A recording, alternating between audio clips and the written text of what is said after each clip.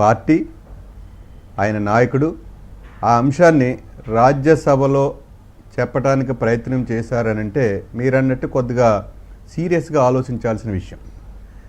ఎందుకు సీరియస్గా ఆలోచించాలంటే మనం ముఖ్యంగా భారతీయ జనతా పార్టీ గత 10 ఏళ్లలో ఎన్డీఏ కూటములతోటి ప్రతి రాష్ట్రంలో పార్టీలను చీల్చి ప్రభుత్వాలను పడగొట్టినటువంటి చరిత్ర సుమారు 7-8 రాష్ట్రాల్లో జరిగింది. ఇటీవల మహారాష్ట్రలో జరిగింది. జార్ఖండ్లో సిబి సోరెన్ అరెస్ట్ చేసి అక్కడ ఒక ప్రయత్నం అటెంప్ట్ చేయబోయారు.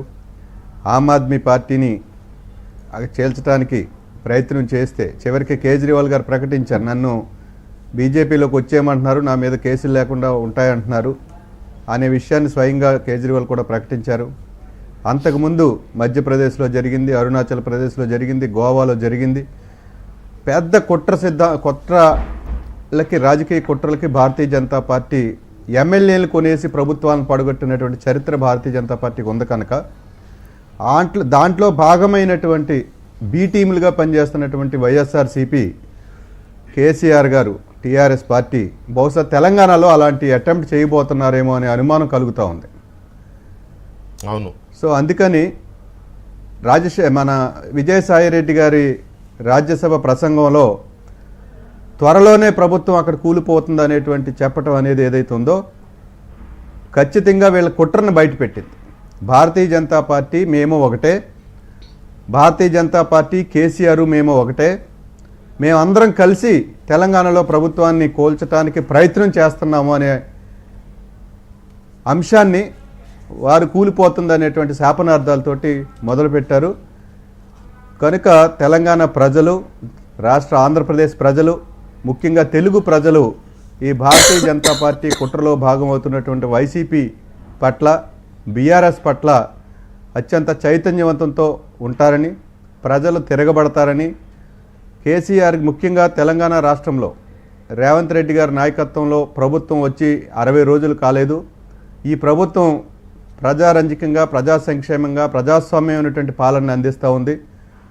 అందరూ కూడా ప్రజలందరూ హర్షిస్తూ ఉన్నారు. ముఖ్యంగా సెక్రటరియట్కి నేను 2 రోజుల క్రితం వెళ్ళాను. అంతకుముందు ఎప్పుడు నేను కూడా వేరే పనుల మీద కూడా వెళ్ళలేదు, నాకు పర్సనల్గా మిత్రులు ఉన్నప్పటికీ కూడా.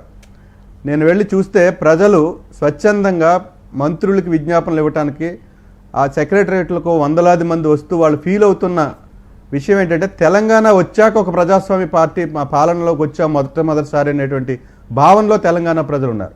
అదే ఆ క్రెడిట్ తెలంగాణలోని కాంగ్రెస్ పార్టీకి, దానికి నాయకత్వం వహించినటువంటి రేవంత్ రెడ్డి గారికి, బట్టి విక్రమార్క గారికి, వాళ్ళ టీంకి ఆ రకమైన క్రెడిట్ దక్కుతూ ఉంది.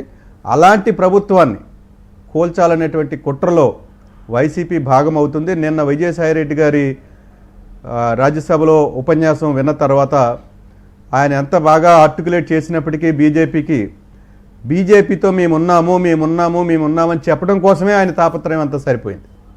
కనుక వారు బీజేపీ సిద్ధాంతాన్ని ఇప్పుడు వల్లివేస్తూ ఉన్నారు ఆంధ్రప్రదేశ్లో. కాంగ్రెస్ ముక్త భారత్ అని.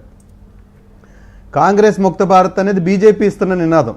వాళ్ళకి కాంగ్రెస్ దేశంలో తిరిగి పుంజుకోవటం, ఈ దేశంలో ప్రజాస్వామ్యం ఉండటం, ఈ దేశంలో రాజ్యాంగం వాళ్ళకి ఇష్టం లేదు.